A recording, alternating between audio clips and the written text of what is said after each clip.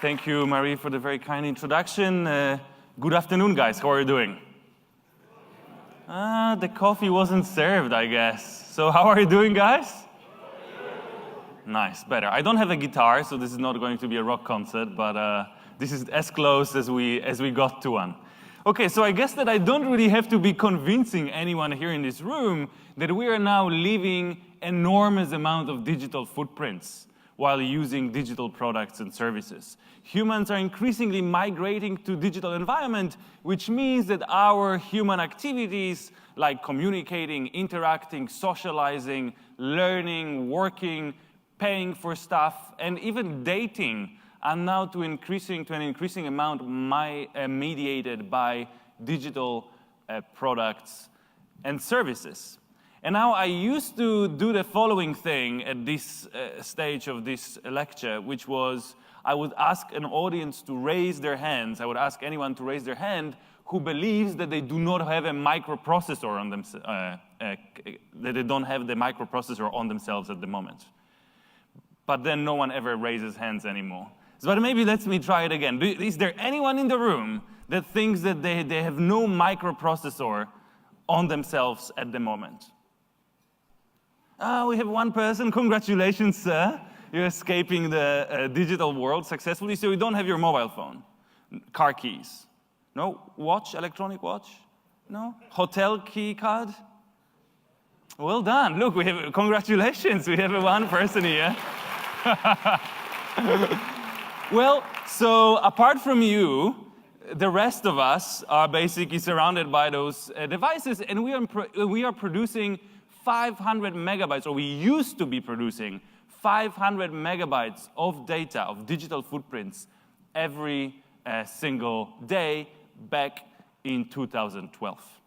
So those are the emails that you're writing, the social network interactions, the geographical locations that are being recorded by devices such as your smartphone, but also by your Facebook if you have it open, or by Google if you are logged in, or your iPhone administrator as well. Web browsing logs, all the videos of the kittens that you upload online, profile pictures, and so on. Now, even if you don't carry a microprocessor, you're still leaving digital footprints, right? Because people can take picture of you, and we all know that it all ends up online. Your face can be recognized, so you're still leaving digital footprints even if you don't carry any devices yourself. The same about CCTV. I know that Germany is not so keen on CCTV, but in England, you're basically going to be captured by hundreds of CCTV every single day as you just go about your life. Now, interestingly, even if you think that you are not leaving a digital footprint, I'm constantly surprised when I learn about the context in which we kind of revealing information about ourselves. My favorite example is Facebook messaging. Now, if you write this message at 2 a.m., not being exactly sober, and then you decide, okay, maybe it's not the best idea to send it, guess what? It still has been recorded. The same about online email clients. Most of them, if you type the message, you cancel it afterwards, the data will still be stored. There's this saying in Silicon Valley that if you are not paying for something, then you are the product. And everyone understands it when it comes to Facebook or Google. We all understand that Facebook basically monetizes our eyeballs. So basically, Facebook is farming its users, which I'm not using in a negative way. I really quite like Facebook myself and use it a lot. But then I'm fully aware that I'm a product of Facebook that's being sold to advertisers. Now, who in this room has a credit card? Hands up.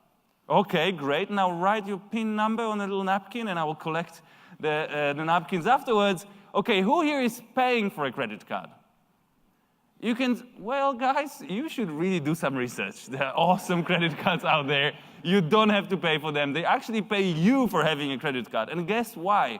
They pay you for having a credit card because you are the product. When credit card companies started, they defined themselves as financial institutions, and they were selling us credit cards. This was the product. But recently, they realize that they're not selling credit cards. They're not selling transactions or transaction mediation. They are selling us or insights about our consumer behaviors, our purchases, and so on. And this is why they're very keen to pay you for having a credit card. So if you're still paying for having a credit card, seriously go and do some research. You can get a few % back for all the purchases. Now, all of this data amounts to, well, enormous heap of data every single day.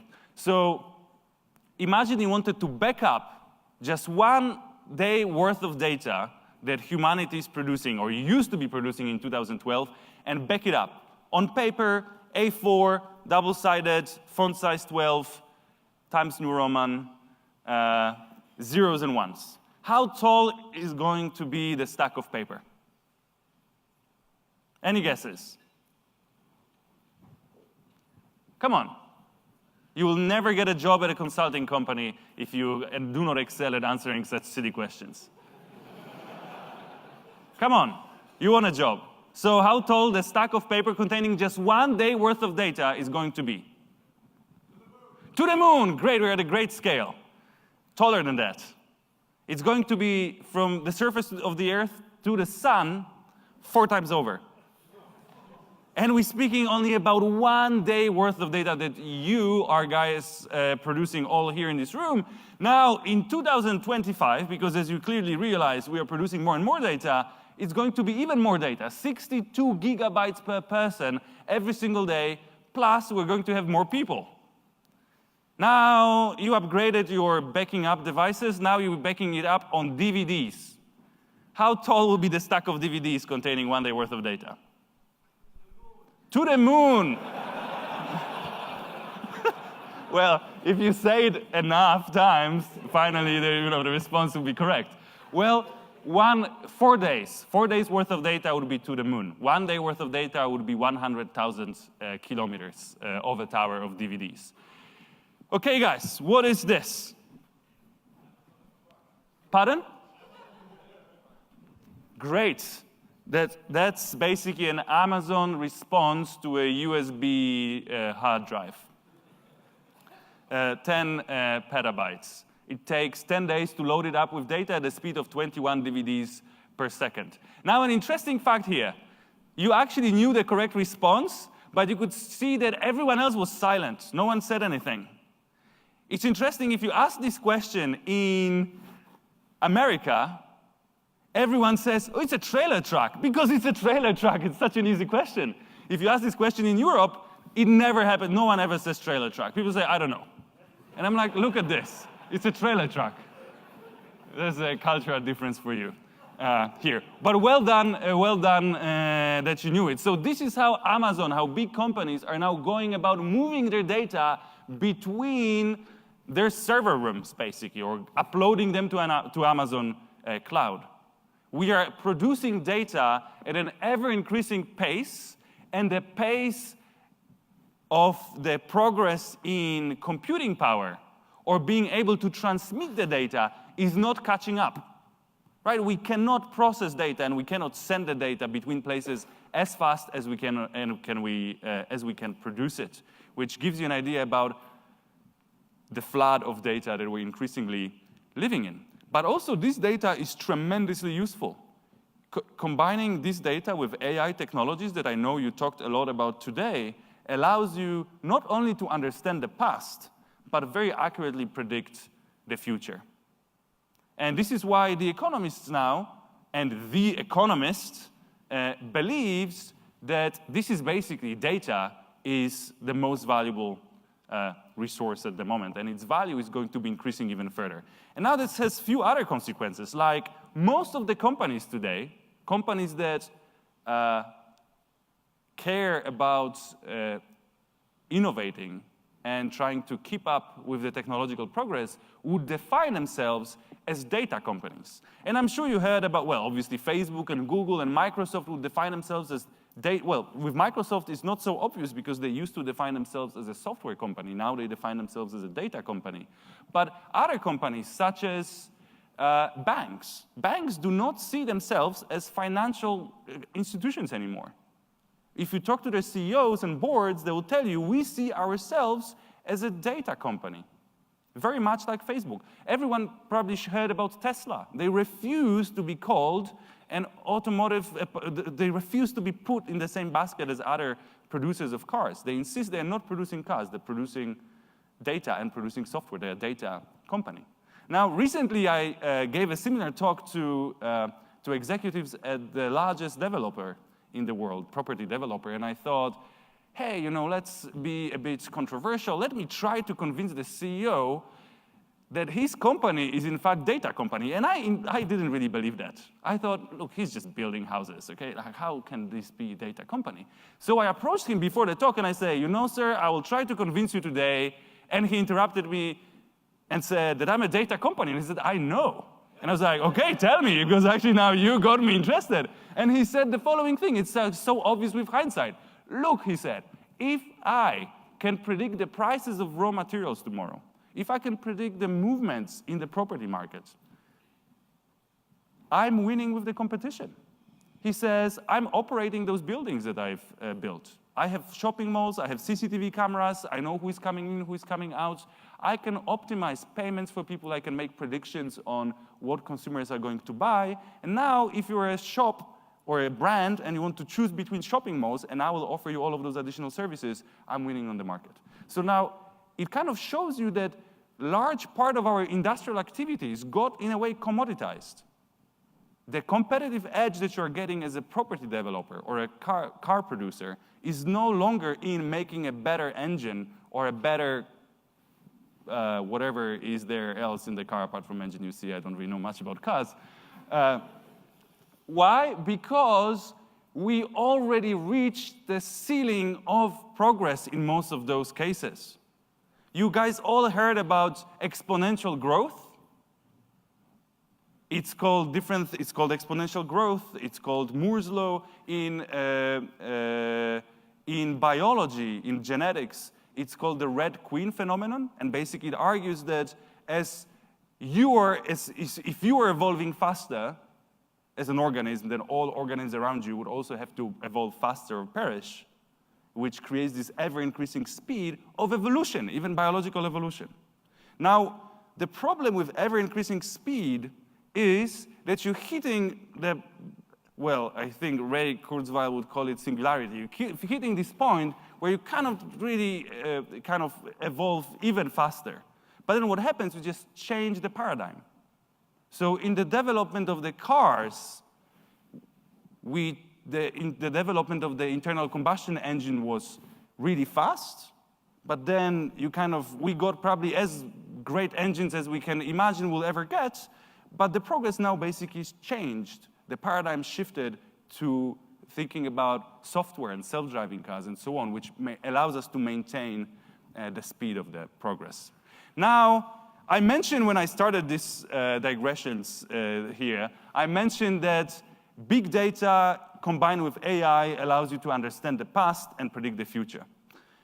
And you can do it in many different contexts. I mentioned a few. You can do it in the stock market context, in the context of running a country, where most of the self-respecting countries will now try to employ evidence-based policies. Now think about it for a second. That means that those countries are being run by computers. Of course, there are politicians saying, look, this is what we're going to do, and by the way, this is the evidence, the printout from my complex statistical software that shows you that this is actually going to increase the well-being for everyone in this country. Effectively, the decisions are being made by computers when it comes how to run the countries. And you guys live in one of the countries that is actually doing great in this regard. Pawns of AI, just saying. Okay, and I, as a psychologist, I apply the same paradigms that you can apply to running a country or predicting stock market prices to trying to understand human behavior and predict future human behavior. And one of my favorite digital footprints is Facebook likes. Now, it's not that I particularly like, well, I actually like Facebook, but It's not that I want to study Facebook, or it's not that I'm particularly interested in Facebook likes. It's just that Facebook likes are this beautiful vanilla type of a digital footprint. It's very similar to other types of digital footprints, like your credit card purchases, or your Spotify playlist, or whatever kittens you watched on YouTube recently. Facebook likes are very similar type of data. And now, my question was, when I started looking at it, what can we learn? What can we predict by combining AI and large data sets of digital footprints, of Facebook likes of 6+ million people that were generous enough to donate their Facebook likes to our research project. And now, so this is an example of an anonymous profile here with few Facebook likes. And now if you show a profile like this to a human being, what happens is that human being will be able to look at those movies and perhaps, with some accuracy, predict what the movie taste of this user is, right? Now, interestingly, it's possible only if you're in the same cultural environment.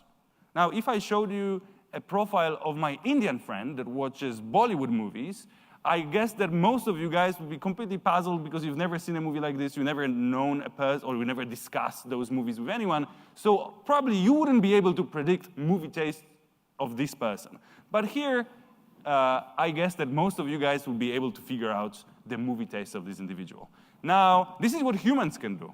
But you wouldn't be surprised that if you show the same type of data to a computer algorithm, the predictions can be much broader. And let me show you a short video here that gives you more details. Now, clicking like on Facebook is something most of us do without thinking. The University of Cambridge over in London actually did a study of what people like on Facebook to try to determine facts about them that they wouldn't otherwise know. So they didn't just look at the products, the movies, the bands that people like. They also looked at the status updates that people liked, and they were able to draw some really interesting conclusions about all of your likes that you're clicking can tell more about you than you might have realized, from your political values to your religion to your gender to your happiness to your age. In fact, some parts of your identity can be predicted with 95% accuracy. Accuracy was lowest, about 60%, when it came to predicting whether a user's parents were still together when they were 21. People whose parents divorced before they were 21 tended to like statements about relationships. Drug users were ID'd with about 65% accuracy, smokers with 73%, and drinkers with 70%. Sexual orientation was also easier to distinguish among men, 88% right there. For women, it was about 75%. Gender, by the way, race, religion, and political views were predicted with high accuracy as well. For instance, white versus black, 95%. The findings have alarmed privacy campaigners who fear this research could be used to commercially exploit users. So keep in mind that just because you think you're not revealing a lot of personal details on Facebook, you're still spreading the word to the outside world as well as those online marketers. Volunteers with few friends liked walking with your friend and randomly pushing them into someone or something. Hey, it's not their fault they don't have friends. Everyone they know keeps getting randomly pushed into traffic. High IQ corresponds to liking Mozart, science, and the Colbert Report.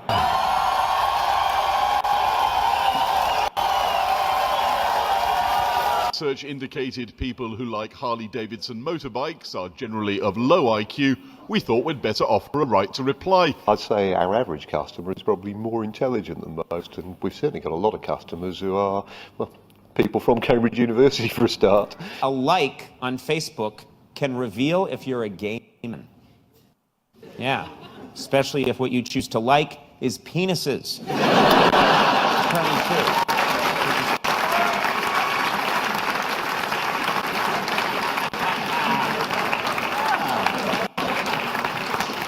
That's my wife walking in. I'm like, oh!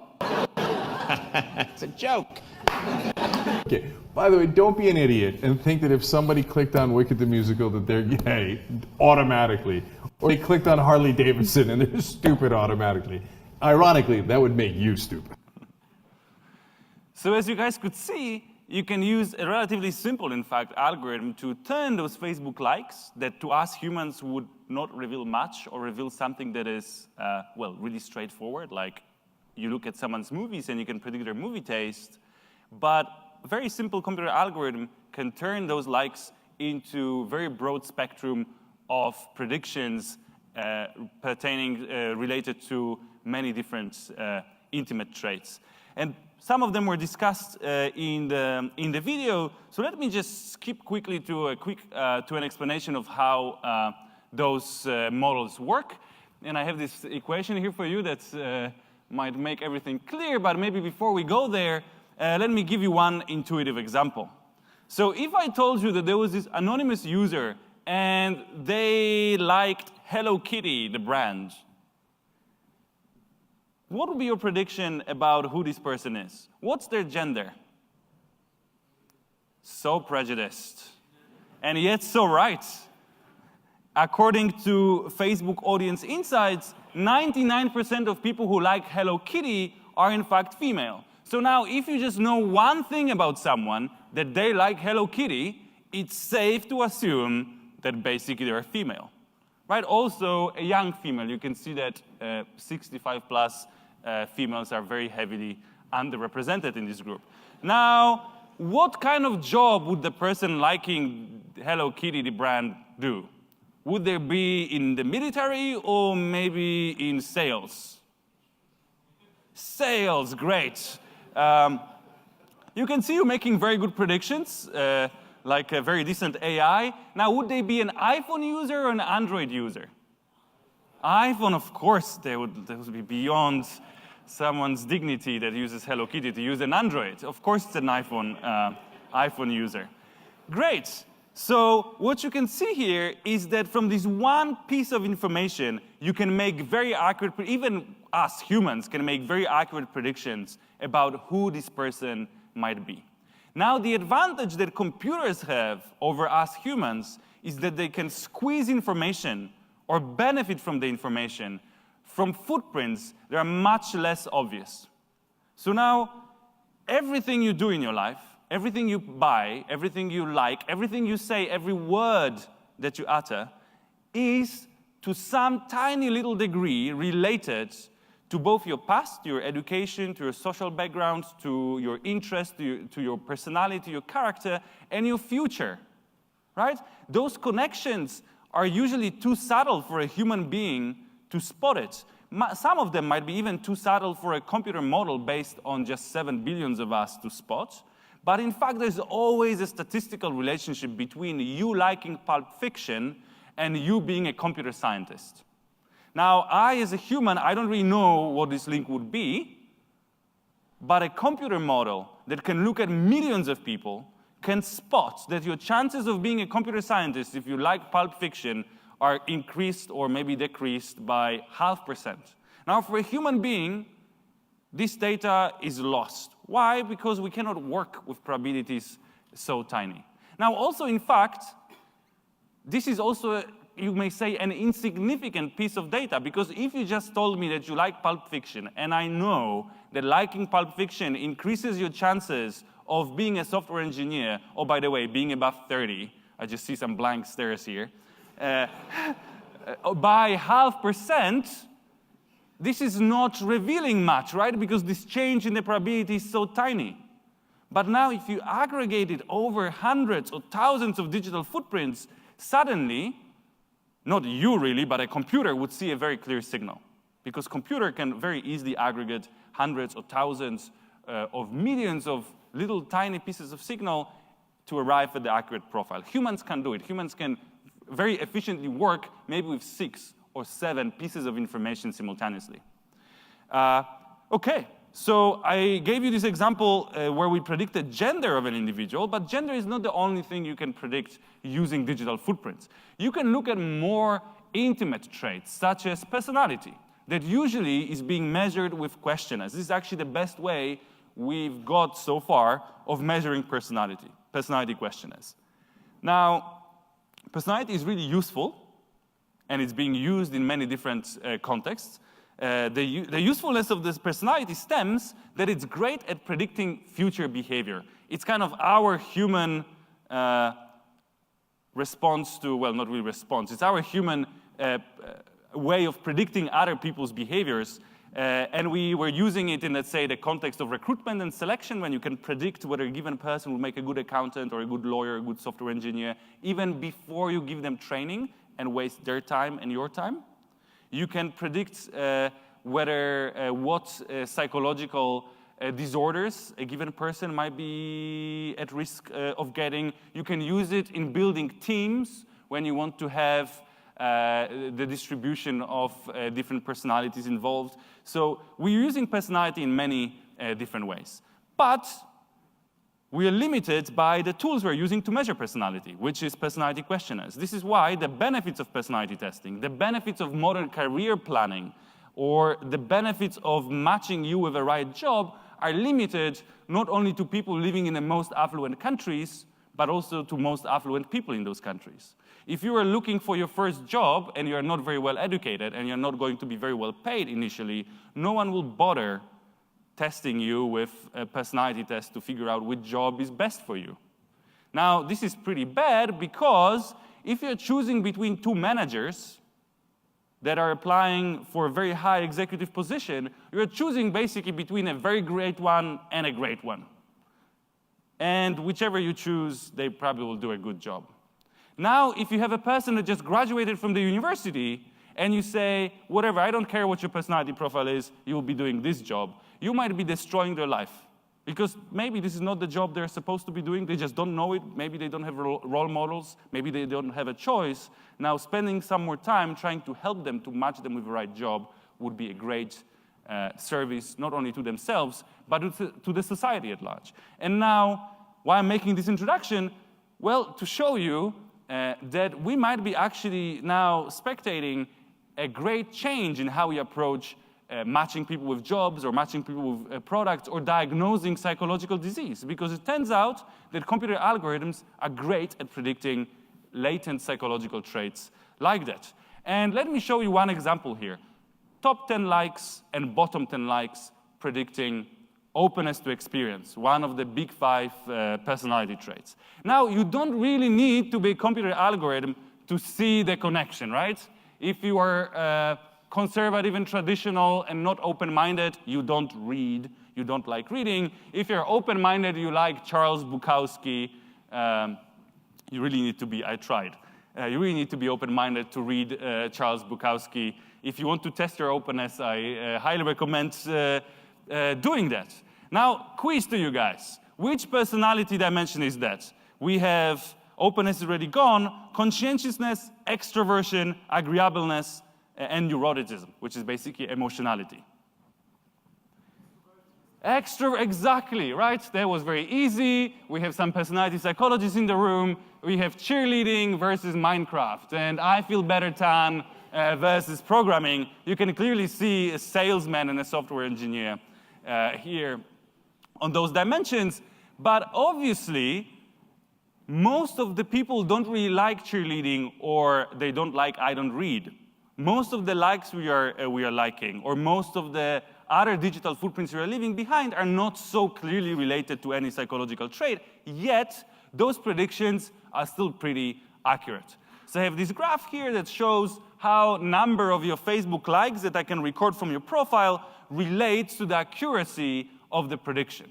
Now, the problem with this plot is that if you're not a psychometrician, if you're not a personality psychologist, you wouldn't appreciate how damn good those models are.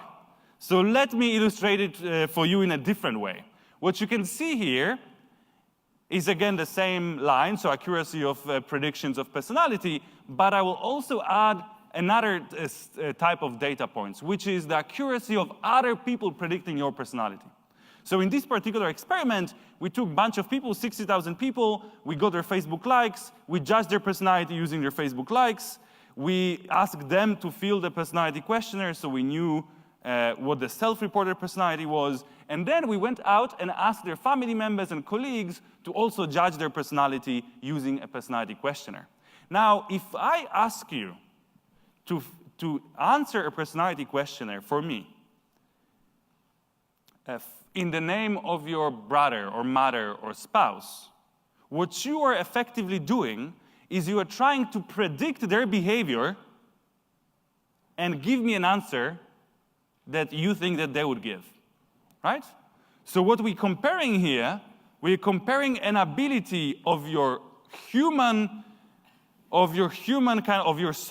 social network neighborhood, your friends and family members. We compare their ability to predict your behavior with an ability of a computer to predict your behavior. And let me show you some examples here. Or maybe let's make it a quiz. How many likes do you think an algorithm needs to be more accurate than your work colleague that you spend 8 hours a day with? 20. You are overestimating your work colleagues, my friends, because it's just 10.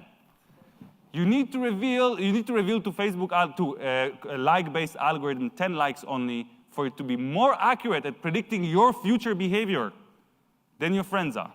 Now, what about friends and family members? Well, 100 about. And the most accurate of human judges, your spouse.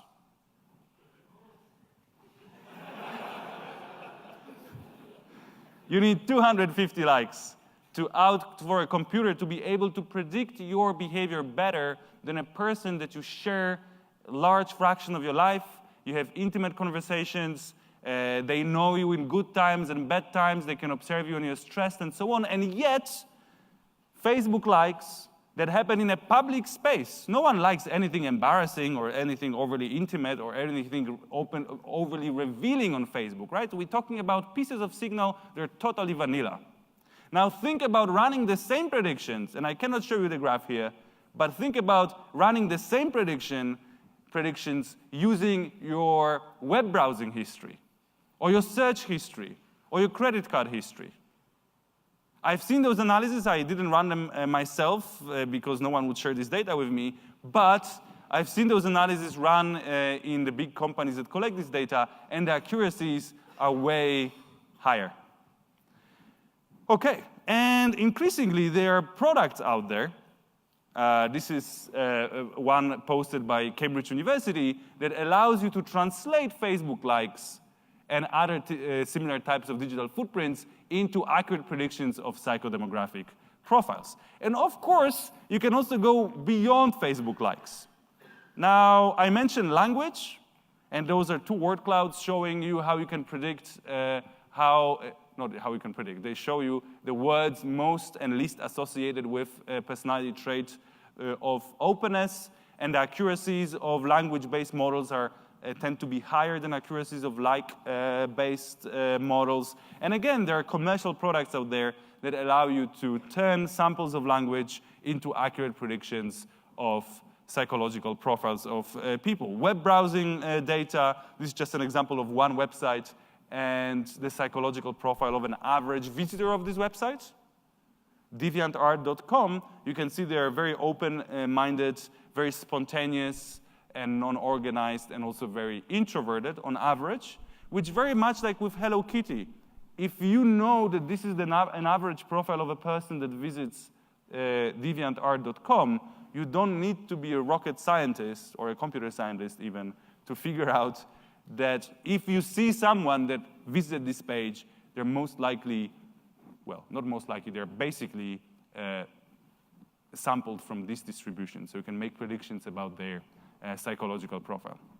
But now what's really exciting to me at the moment is trying to see whether we can make similar predictions from another type of pervasive digital footprint, from the digital images of people's faces.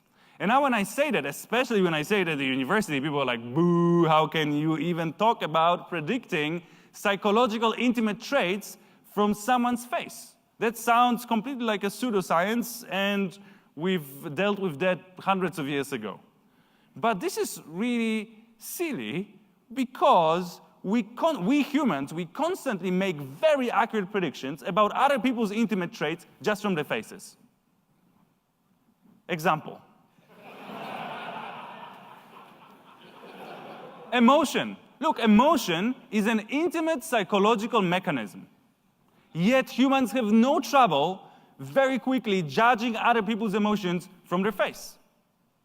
Now, it is also possible when people try to hide their emotion, right? Even if I'm trying to hide my emotions, you'll be able to very accurately judge it based on an image of my face, not to mention on a short video of my face, which is even more revealing. Now, gender. Gender is another intimate trait that can be very easily judged from other people's gender, face. And interestingly, we don't really know how the human brain does it. You can show other people just a little tiny piece of someone's face, let's say corner of an eye, and the brain of that person will be very quick and very accurate at judging the personality, gender of this person. Now, we don't really understand exactly how the brain is doing this. Other traits, like race, again, shows on the face pretty clearly genetic disease. Right, so basically face is also, and this is pretty obvious if you ever looked at the child of someone and then at that someone, and you notice the similarity, what you're actually noticing is you're noticing similarity between their genes. Now, you can also spot genetic disease and also developmental diseases, like fetal alcohol syndrome. By looking at the face of a person in their 40s, you can very accurately predict whether their mother was abusing alcohol during the pregnancy, right? So we are predicting making a very complicated prediction just based on someone's face, and we're very accurate at it. Now, the political views, another example. I guess no one will have trouble predicting which of those guys voted Trump. Now, this is because face is a great proxy for genetic factors, which is pretty obvious, but also for hormonal factors, which is slightly less obvious to people. But now, think about the following. Testosterone. The higher the testosterone, the higher your hairline. And you can take it to an extreme. Now, interestingly, and there are many other effects out there of hormones, but interestingly, it's not only your current level of hormones, but even the prenatal levels of hormones. So again, at looking at someone's face at 50, at the shape of their jaw, and the width of their face, and the shape of their forehead, you can predict very accurately what were the levels of testosterone in their mother's womb 50 years earlier. And obviously also developmental and environmental factors. If you are an extroverted person living in Miami, your face would look very different from an introverted person living in the same place. Cultural factors, so fashion, how we wear our facial hair and our mane hair, also can be very easily linked with our social background, our education, whom we are voting for, and so on. But now, it might be that computer algorithms can predict more things from a human face than we can. Look, humans are not good at predicting, let's say, other people's personality from their faces. There's some accuracy there, but it's very close to random. Now, it might mean that your face does not contain information about your personality, or maybe it means that a human brain did not evolve an ability to judge your personality from your face. Maybe the information is there, very much like information about your gender, it's just that your brain didn't learn how to utilize it. And this, in fact, seems to be the case. Let me show you a very simple experiment here. So what I did here, I took 2 images of introverted women and 2 images of extroverted women. Now, if I showed you those images one-on-one, your accuracy of judging those people's personality would be very low. You wouldn't be able to infer their extroversion much above chance. Now, if you overlay those pictures on top of each other, suddenly it becomes really clear which of these groups represents extroverted women.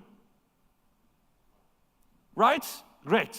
We see smiling, we see makeup, we see blonde hair. If you see larger picture, you also see broader, more revealing clothing. Here, you see bangs, you see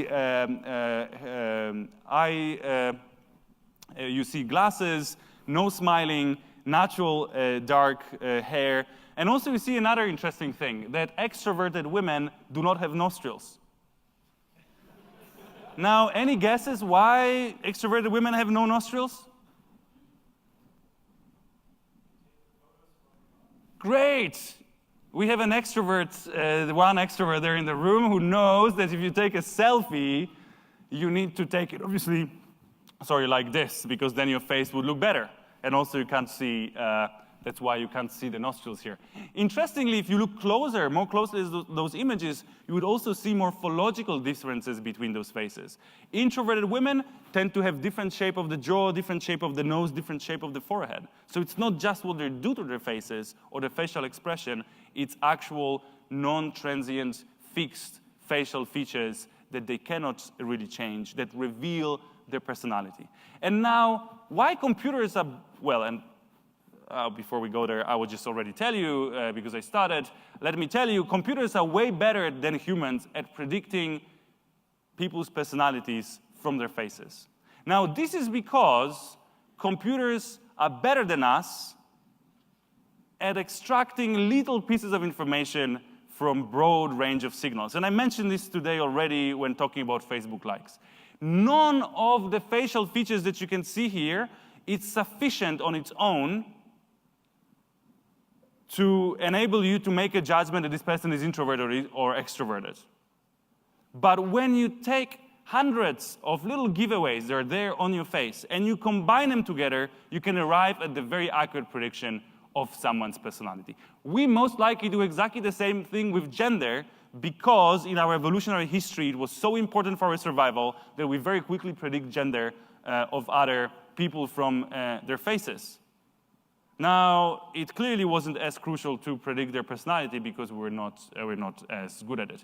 So now what you do with the faces, and again, probably for you guys it wouldn't be a surprise, you turn the face into a bunch of numbers, and then you train a deep learning neural network by providing the model with thousands of faces and thousands of psychological profiles, and then you can arrive at the model that would have an accuracy comparable with a short personality questionnaire. And what you can see here is you can see AI dreaming about introverted and extroverted women. That sounded bad. Their faces. And you can, so basically it's like a computer-based stereotype of introvert and extrovert, and you can see that this stereotype is pretty similar to our human stereotype of an introverted or an extroverted person.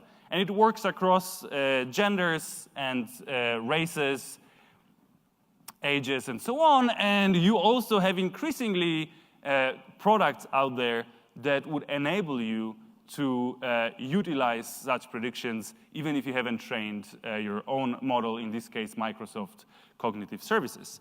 And now, before we jump into questions, there's plenty of consequences of those findings that I would love to discuss with you guys. Let me talk to you for a second about one of the most important outcomes on personal level, really, not only on the level of the corporations or societies, but on our personal level for each of us of those findings, which is, I strongly believe that we are basically heading really quickly towards the post-privacy world. And now, I know there's plenty of efforts in many different countries, and Germany is leading those efforts to try to protect people's privacy using smart legislation and smart technology. Now, the problem is that data is really difficult to police. It can move the borders really quickly to escape jurisdictions. It can be encrypted. It can be transformed in such a way as to escape the law. It can be stolen without leaving a trace, and then very easily laundered to have an appearance of legally obtained data. People do it with money. So believe me, it's way easier to do the same thing with data. So basically, I don't really believe that we can efficiently police the data. And let me give you an example. In many European countries, it's illegal to store information about your sexual orientation. But now I can also tell you that your Facebook likes allow predicting your sexual orientation with 90+ accuracy, close to perfect. Now, this basically means that your Facebook likes are information about your sexual orientation.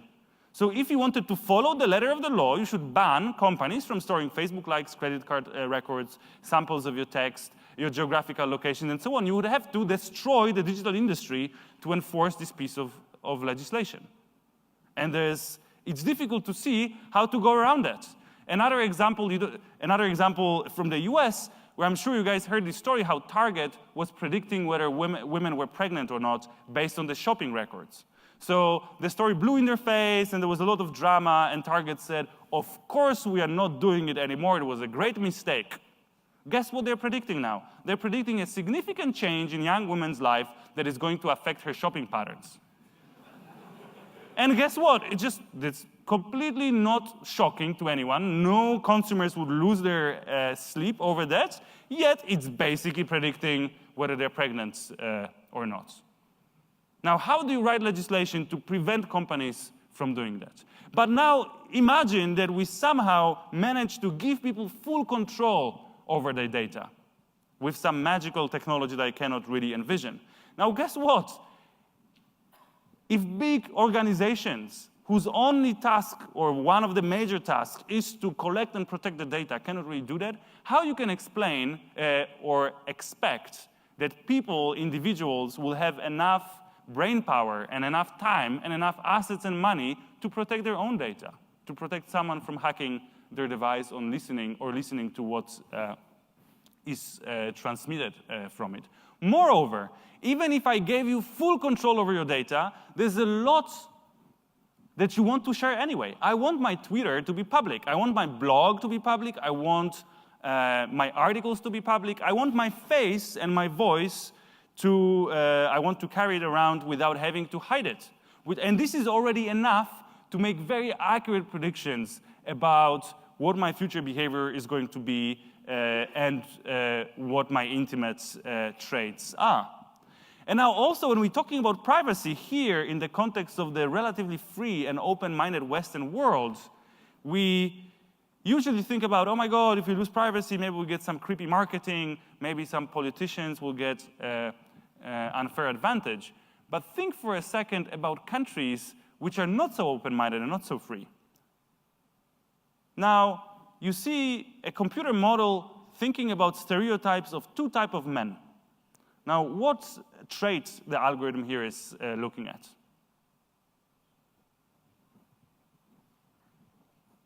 Come on, guys.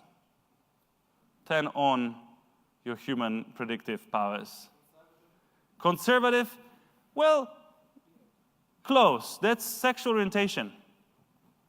Now, based on 5 images, still image of someone's face, a computer algorithm can predict male sexual orientation with 92% accuracy. And we talk about an algorithm developed on this laptop. We're not talking about supercomputers and high-resolution images and short videos and whatnot. Which basically means that sexual orientation is displayed on your face as much as your gender is. It's just that humans can't read it. Guess what? Computers can. And now think about all of those countries where being gay is, or losing your privacy if you're gay, is a matter of death and life, literally. And now this is why I really want you to perhaps change or update your thinking about privacy, because we are talking a lot about how to protect the privacy, but my point here is that we can win some battles. And I don't want to discourage you from developing technologies and legislation that will protect our privacy more. But essentially, we have lost this war. And the sooner you accept this, the sooner we can move on to trying to make sure that the post-privacy society is still a nice and safe and habitable place to be. And I like to use the tornado example here. Look, guys, I would be first to make tornadoes illegal tomorrow and give everyone a personal choice to opt out of being hit by a tornado or an earthquake ever in their lives. But guess what? All of this talk and legislation would not stop tornadoes and earthquakes from coming. So the sooner we accept that fact, and the sooner we try to talk about how to minimize the damage of the tornado of the post-privacy era, the better and safer for all of us. And I should stop here, and we can move on to questions. Thank you, guys.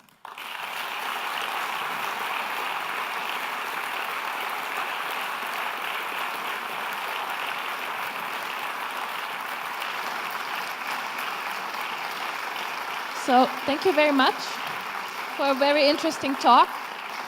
I'm sure that there will be some questions. There is already.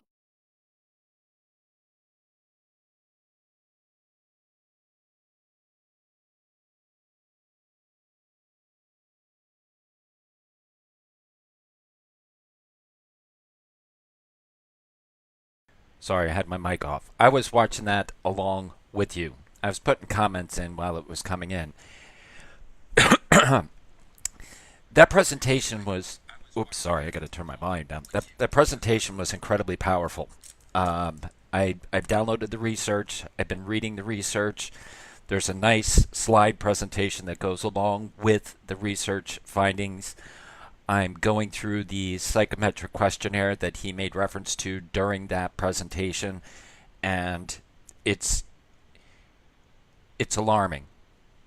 I've read some of Dr. Kaczynski's other publications, published his articles, some papers that he's published, and been having conversations with people about privacy. How current? This was June of this year, so it's 1 month old. June of 2017. So it's current. He's got many. That the presentation was recent. The research data started back in 2013 that he was gathering the 60,000 samples of research participants. But when I was going through this research, it's mind-blowing. And the statement is that we've lost the privacy war. And I can't disagree with him. The privacy war is done. There is no expectation of privacy, and he did a very good job in showing how the computer algorithms are so robust at this point that they're gathering such finite detail about us that we give freely, willingly. Every post thing that we do, there's social facial recognition profiling me. They know what I am and who I do, what my political leaning is, what my brand of scotch is. And even though during the presentation that they had some characterizations based upon conservative liberalism and open-mindedness and don't read, which was ad hominem kind of crappity crap, it's interesting that some of those things have tendencies and they fit. His data is, well, the data is overwhelmingly fact-based. And if you go through his other research papers, I'm publishing his papers inside a parent dome. Now, I know that nobody wants to read research papers, but what I say is when I make my presentations, I'm doing it based upon the educational investment that I have for myself to download to you. If you want to challenge my thinking and reasoning, take me to the data. Take it to the text. So I'm very willing to give people the data. You can argue with me, but you need to be on the same platform as me. And go to the data and see what the data says, and then give me your contrary opinion when you've read the data. So I'm making that data available to people. Same when I talk about pornography and I talk about brain science and what happens in the brain chemistry of males when consuming pornography. You're not arguing with my opinion. You're arguing with me with what the research says. So go to the research so then you can argue against the research in a discussion with me. So this was a very important video. It goes on for another hour in Q&A. And the Q&A is really powerful too, but I'm not going to be broadcasting the Q&A up on Periscope. By the way, that is not copyright protected material that was broadcast. Even though I am using it for educational purposes, I am in compliance with Periscope's terms of service. Some of us heavyweight data and research over heresy or hearsay. Walker, how are you doing?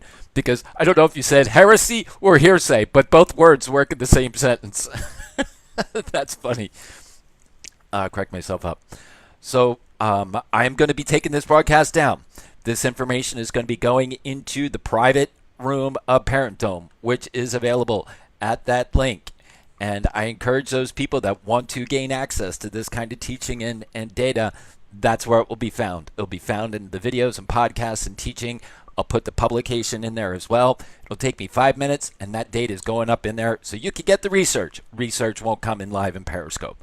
So everybody have a great day, and I hope you found that valuable. It was a long message, but the things that I talk about were just brought an exclamation point. They were put italicized at 72-point font, bolded and underlined. I was validated by somebody who's a multiple degree doctor in psychological psychometrics. Very, very good.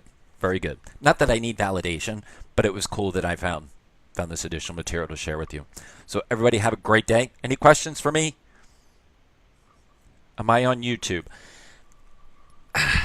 I'm not broadcasting live on YouTube. I would be censored on YouTube lickety-split. YouTube doesn't like my messaging on it. I've been censored so many times there.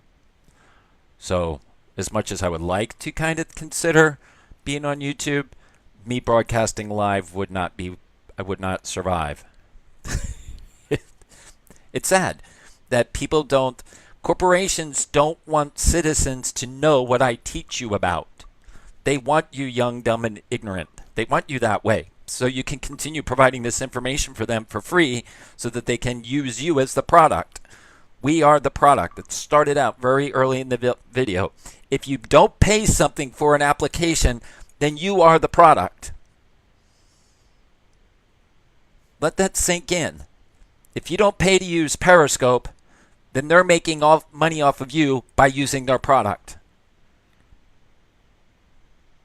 If you don't pay to use YouTube, they're making money off of you using their platform. If you don't pay to use Facebook, they're making money off of how you use Facebook. Same with Twitter.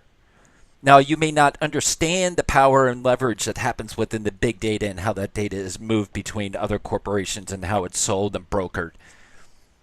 But I'm telling you, it's revenue, and it's a lot of revenue. As he pointed out in his speech, Tesla is not an automotive company.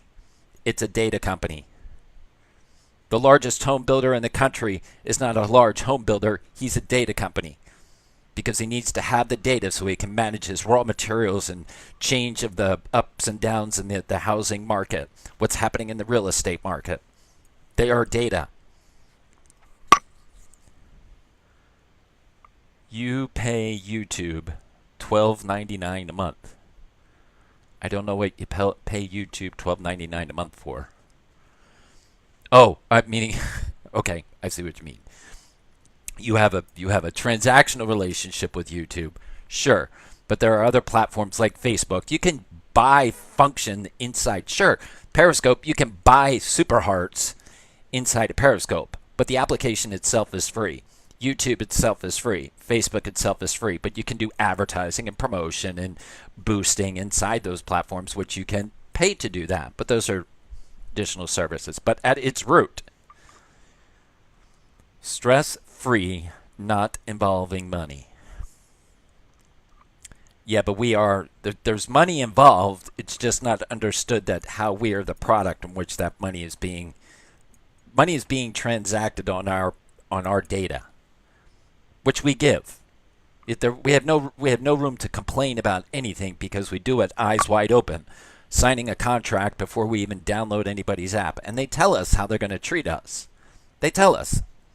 So, wait, I'm going to head out. YouTube Red, I gotcha. I'm going to head out. Everybody have a great day, and I'm going to pop this off and put it up on the Dome Father. Tell people caps. Oh. I should tell people that all Bitly links are case sensitive. Whenever you see a Bitly link, they are case sensitive. People type them that way because Bitly, all of those links inside of the link shortener are case sensitive. So thanks for sharing that, the Dome Father. That's not me. I used to be Parent Doomy, according to Gab, and Gabriel has now called me the Dome Father. So I'm going with it. I'm going with it. Love Gab. So we'll go with the Dome Father. So everybody have a great day. I'm going to broadcast down. See you soon. Have a great day, and we'll see you tomorrow.